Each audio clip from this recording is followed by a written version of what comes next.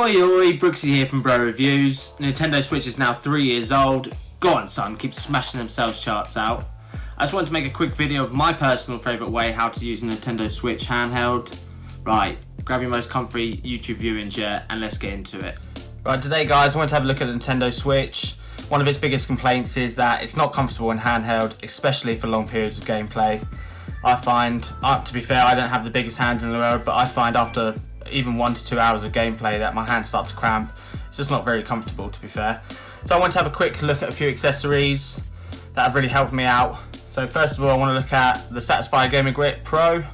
They did have an original model, but this one, the original didn't come with the grips here, and I believe it only had one at the side as well. So I think there was a few complaints about scratching and everything like that, so obviously we addressed that and made it a lot better.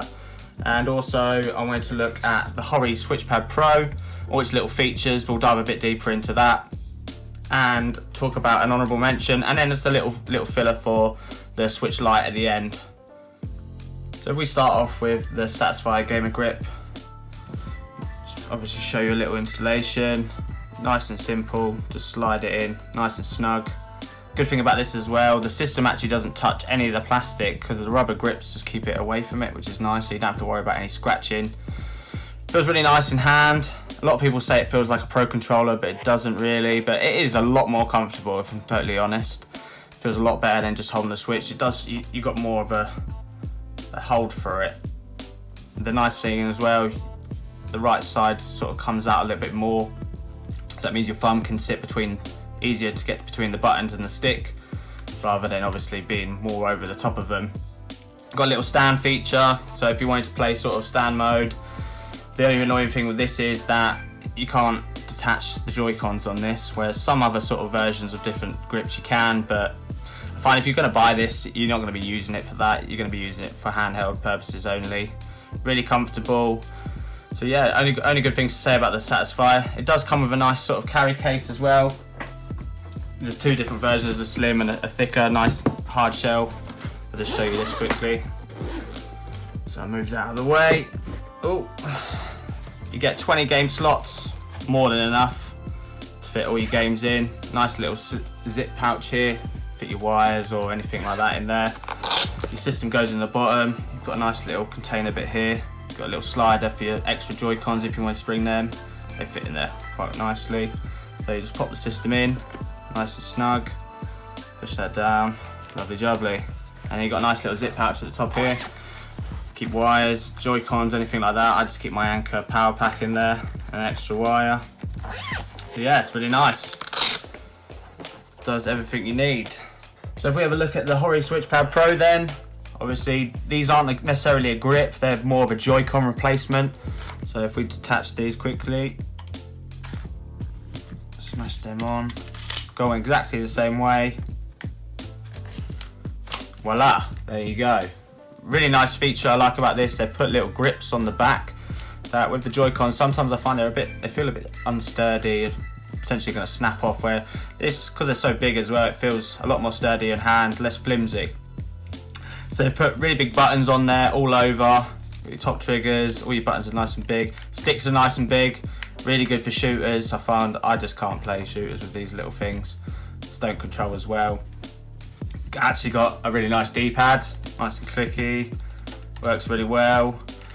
You got the turbo buttons for you Animal Crossing fans out there. I know obviously the mundane chore of picking up weeds and everything like that.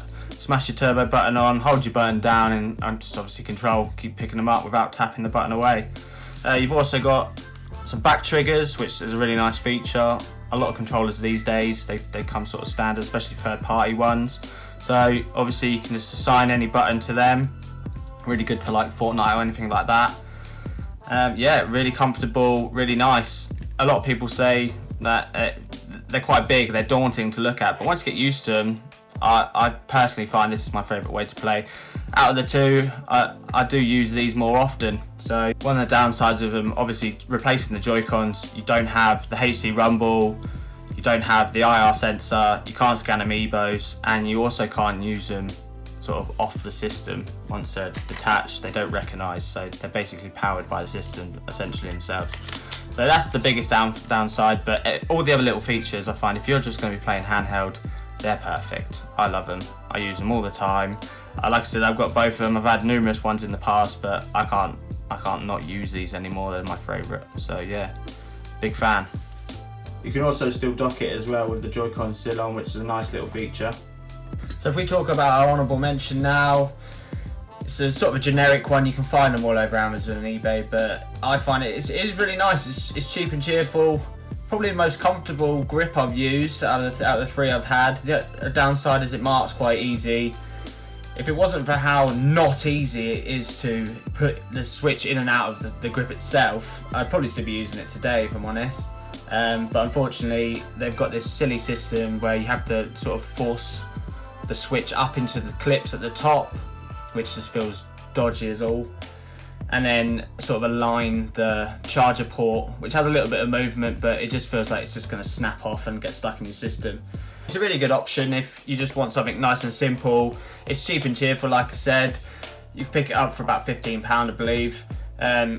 Obviously, if you're just going to play handheld all the time, I know a few people have picked up the Switch and even without the dock and just plan on keeping it in there, because once it's in there, it's sort of safe. I'm not too worried about that, but just be extra careful if you are going to use it, taking it in and out. Lastly, I just want to talk about the Switch Lite. I've had a few grips for this, but this is the daddy.